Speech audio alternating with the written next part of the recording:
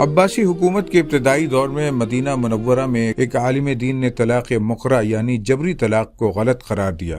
اس فتوے کو حاسدین نے مدینہ کے گورنر جعفر بن سلیمان کے روبرو عالم دین کی عباسی حکومت سے بغاوت کے طور پر پیش کیا۔ پھر جعفر بن سلیمان کے حکم پر اس عالم دین کے بازو اس زور سے کس دیے گئے کہ ایک ہاتھ کاندھے سے اکھڑ گیا۔ ان پر اس شدت سے کوڑے برسائے گئے کہ سارا بدن لہو لہان ہو گیا۔